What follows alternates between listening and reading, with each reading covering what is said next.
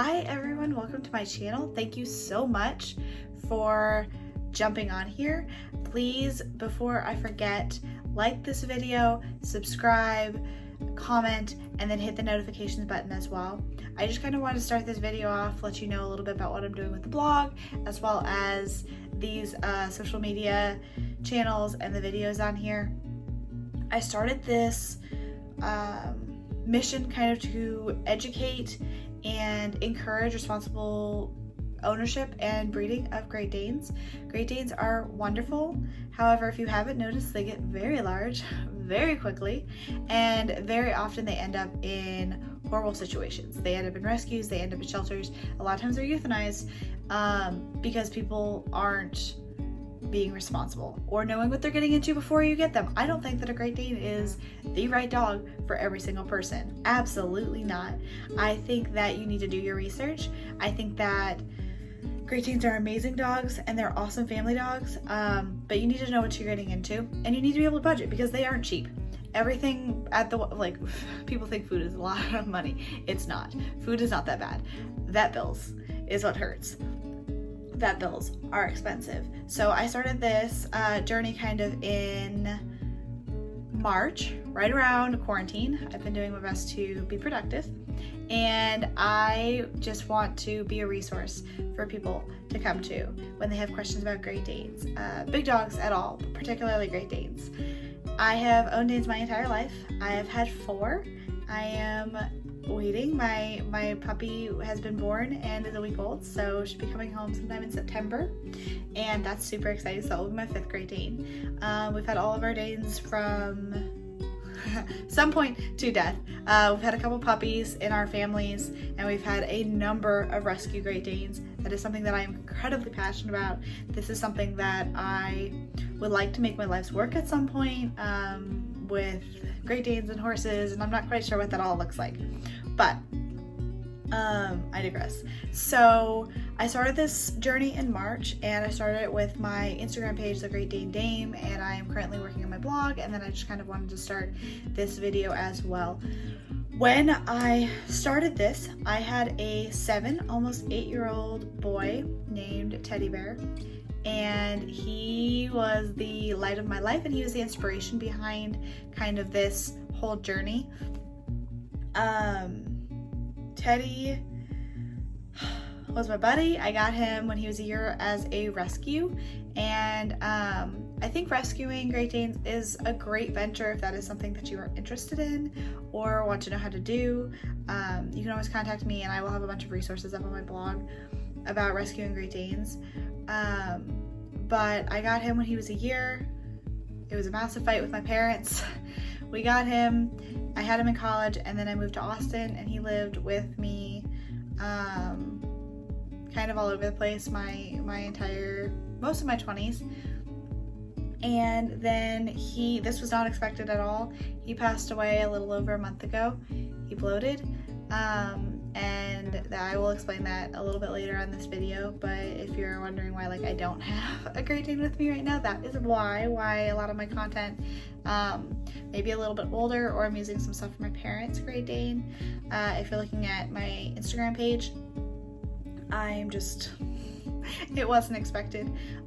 So bloat, we can go ahead and talk about. Bloat is something that is absolutely terrifying. It is every Great Dane parent's worst nightmare, and if you are considering getting a Great Dane, this is something that you should look into. Bloat is basically when it happens with larger dogs. It can happen with any dog, but it happens with larger breeds generally, deeper chests, and basically their stomach fills with gas and then it flips. It can happen in humans too. I've heard of it happening in people. I've been told it's unbelievably painful, and it's something that I've been careful of my entire life. Now, the thing with bloat is that they can't always guarantee what causes it. There are things that you can do to help prevent it. Number 1, there's something called a gastropexy. Gastropexy is surgical. Essentially, they tack or glue the stomach to the ribcage so that it cannot flip, or if it does flip, it's easier to reverse. It is not 100% preventative, but it can give you a little bit more time if it does slip to get to the vet. The other things are going to be to make sure you feed the dogs in smaller doses, wet the food. The biggest thing is to make sure that there's quiet time for an hour before and an hour after they eat. That is so that, and same thing with drinking. There's not excess water drinking or drinking water before or after exercise, because that can also contribute to bloat. Now, I've also heard of bloat happening when dogs have been completely quiet for an hour before and an hour after they eat. So it's not entirely predictable. The night that Teddy passed away, I fed him crazy late. It's quarantine. All rules are out. I fed him crazy late in the morning. I fed him at like 1 p.m. And the thing about Teddy was that he was not a big eater. So occasionally we'd skip meals and it wasn't that big of a deal. He often would just refuse food. Also, not that big of a deal. It became a big deal if he'd start losing a lot of weight. But he was always tall, but he was never big or heavy for a Great Dane. He was only about 130 at 34 inches at the shoulder, which is pretty thin, but not unhealthy. He was fine. And so I fed him late for in the morning, and then I went to go feed him at night, and I didn't feed him till about 10 p.m. maybe 11, I think it was around 10. I fed him, and I didn't think anything of it. I often, when I was working at restaurants, I'd feed him around those times. I usually do about 12 hours apart, so 10 in the morning and 10 at night. And I always was pretty certain that he'd be quiet before he ate, quiet after he ate. And like anytime anybody would watch him or my friends would babysit him, like that was the rule. Had to have quiet time. So I fed him, and then my roommate came home, and her dog was playing with Teddy, and they were going in and out of the house. And I remember being like, "This is bizarre. Just lay down." And that wasn't entirely uncommon. I was usually pretty careful about it. I remember being a little concerned, but it didn't go on for very long. And then I grabbed him and I was like, "We're going to bed." So I went upstairs, and I was in my bed, and I was watching TV, and I was messing around with my phone. And about 12:30, I didn't even hear him or see him get up and move, but I heard him open my door and get out. And he left my room, and I would be like, "That's weird." And he ran downstairs, also weird. And I heard like clanging and dinging downstairs, and it was him running into things, but I thought my roommate was doing something down there. And then I walked out there, and I heard him gagging too. And he also had this weird gag thing going on. I didn't know what it was. It sounded like he was hacking off a hairball, but that had been going on since December. So I have no idea what that one was, but it kind of sounded like that. So I wasn't concerned at first, and then the more that I heard it, the more that I got concerned. So I walked downstairs, and none of the lights were on. Turned the lights on. I saw him in the corner, foaming and trying to throw up, but not able to. So I got him outside, cleaned it up, quickly like put a towel down and wiped it up. And I went outside and just watched him, and I sat down, and I wanted him to throw up, because I remember being like, "I need you to throw up. I need you to throw up." And he wasn't throwing up. And then at one point, he was heaving, and he looked at me, and I just saw, like, I don't know, I knew what it was. As soon as he looked at me, I knew what it was. And I grabbed my phone, and I called the vet, and, like, it was 12:30 at night. Like, I had to call the emergency vet that I'd never been to, called them, and was bawling, and as I'm, like, crying my eyes, I was like, "I think my dog's bloating." And they go, "What makes you think that?" And I went, "Well, his chest, stomach's distended, he is trying to throw up, he's not, he's foaming, he's anxious, he's, like, he's a 130-pound Great Dane, he's bloating." And they went, "Okay, bring him in." So they said, when, I get there, you need to call them because of COVID. So I, like, ran upstairs and grabbed my roommate. Thankfully, she was awake. I was like, "Emily, can you help me? I think Teddy's bloating." And so she helped me. She goes, "I'll help you get him in the car." So she went to go help me get him in the car, because I couldn't have an SUV, and there was no way I was going to be able to get him in the car by myself. And so we both kind of, like, picked him up and put him in the car in the most awkward, uncomfortable way possible. I just needed him to get in the car. And so we got in the car, and Emily goes, "Do you want me to come with you?" And I said, "Yes, please." Thank God she came with me. So we're driving to the vet, and I'm like, I drove as safe as I could in a maniac, fashion. I drove through lights, I drove through stop signs, I was doing as safe as possible, making sure cars were coming. It was after midnight, in Austin, Texas, but still. So we get through, and we're going, and she eventually gets in the back with him, and there was a towel. He was no longer trying to throw up anymore. I was praying with everything in me that he wasn't going to bloat, and vet, we pull into like this carport area, and we get there, and I called the vet and was like, hey, I'm in, say, spot 8 or whatever, I think my dog is bloating. And once again, they went, what makes you think that he's bloating? And I, listed everything again. I said, okay, we're coming out. So he came out, they got him, can he walk by himself? I said, I think so. He was able to walk, so they grabbed him, and they took him into the vet's office. And I'm sitting there, and I'm like, bawling my eyes out. My roommate's with me. And I called my parents, and I was like, I think Teddy's bloating. And so I was talking to them about it. I called them like 3 or 4 times because they didn't answer the phone. And they live in Iowa. And so we were talking, and then the vet called me back, and they said, hey, at some point they called me and they said, hey, we need permission to do $500 for x-rays and to confirm bloat. And I went, done, do it. So they did it, and then at some point I called my parents, they called me back and they said, we've confirmed that it is in fact bloat. And this is a surgical case at this point. So, quick timeout. Bloat has a number of stages. If you catch it before they even bloat, honestly, you can give them a gas X and they'll be fine. And then there's 4 stages, and I'll post a link and I'll just post something on my Instagram and my webpage regarding bloat and the 4 different stages. There's a chart. And there's, I don't know, I think Teddy was in like stage 2, maybe a stage 3. Stage 4 is you can't do anything. And they said, this is surgical. We need to have the go-ahead. We will have to bring in the on-call surgeon because we don't have a surgeon here. And that right then freaks me out because, like, in order to fix bloat, you have to, time is a big deal. Time's huge.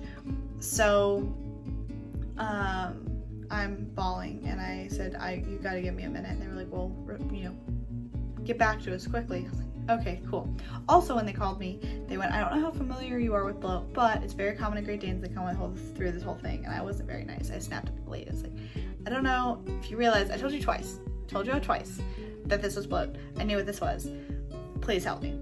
So I called my parents and was bawling, and they had told me that minimum it was going to cost $4,500, and Teddy was 7. July 15th 2020 was going to be his 8th birthday, and he was in great health. Like, he was perfect. And I was bawling, and like my poor roommate was sitting there with me crying too because she loved him. And so my parents kind of talked me through it, and they went, well, like, it's up to you, obviously, but my dad was kind of callous, and he goes, getting another, like, a different dog is it's cheaper to get another dog, which sounds really callous, and my boy is my baby, but at the end of the day, he was a dog, he was not a person. He was already 8. In worst case scenario, they would have done the surgery, and he wouldn't have been able to come back from it.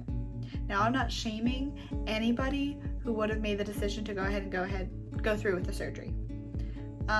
Financially speaking and logically speaking, if you take emotions out of it, it was not something that I was able to do, and it absolutely broke my heart. So, I filled out all the paperwork, whatever, and I asked them, I said, can I come be with him? And they said, yeah. I had asked them earlier, I was like, well, what if I opt not to do surgery? And they said, we suggest euthanizing. If Teddy was at a different stage of his life, if he was 1 year or 2 years old, I probably would have gone through with it. But with him already being almost 8, and Great Danes lifespans, it's debatable. I've had anywhere between 8 and 12. It just wasn't something I was going to be able to justify. Also, if it had been during the daytime and I had gotten him to like my regular vet's office or animal hospital, it probably would have been about half the price, which I definitely would have done. So anyway, called them, and I'm bawling, and I asked them, I was like, is there any way you guys can let me come in and be with him when you put him down? That's not something that I've ever done before. I've never been there when any of our other pets were put down. And I remember reading something that a vet wrote about how often animals are put down and their owners are not with them. And that was not something that I wanted to do. sorry, I did not want him to be alone and be scared. So they said yes, they allow up to 2 people in the room, and they asked to wear masks, which I wore to go in, and then I quit wearing it when I was in I was gonna be able to breathe and cry in a mask at the same time. Like, it was not gonna happen. So I get in there, and he came in there, and I was with him for half an hour, 45 minutes before they put him down. I was honestly ready for them to put them down much sooner than they did. They had other things going on, but he was in a lot of pain, and he was not himself, and he seemed very disoriented. It was really quick. I was shocked, and so they put him down, and I went home, and the next 3 days were awful, and I didn't sleep, and I didn't eat, and I had a panic attack that night. It was great. And then, you know, I had to figure out what to do with his bed and what to do with his stuff, and thankfully I had really great supportive friends that helped me out and helped me clean the house and helped me clean like dog boogers and slime off the walls, which I'm sure I will do a video about that at some point. Magic erasers with a Great Dane is your friend. Like, those are your friend. Those are amazing. I got this yesterday on my birthday. I don't know how much you can see it, but it's a ring, and it's got paws on it and a heart, and then like in it says forever in my heart, and my birthday was yesterday. So a friend of mine got me that, and it came on my birthday, and I cried. And then another friend of mine, kind of anonymously, I don't think it was her fault, off Etsy, got me this thing. Goes, nothing love is ever lost. It's a keychain, and then it has angel wings and like a dog bone. Also made me cry. I've been very emotional, but good news coming. I have a puppy that has been born. He was born on July 15th, and I put a deposit in. Hopefully it's coming home sometime in September, mid-September-ish, and I will do a video on all of that stuff. Also, at some point I will do adventure videos, and you know, if you've never been out with a Great Dane, my friends liken it to going out with Beyonce. Not that they've ever been out with Beyonce, but you'll get to see it. People come up to you, people ask you the same questions over and over, people take pictures without asking permission, people touch the dog without asking permission, but those will be some other videos coming up in the future.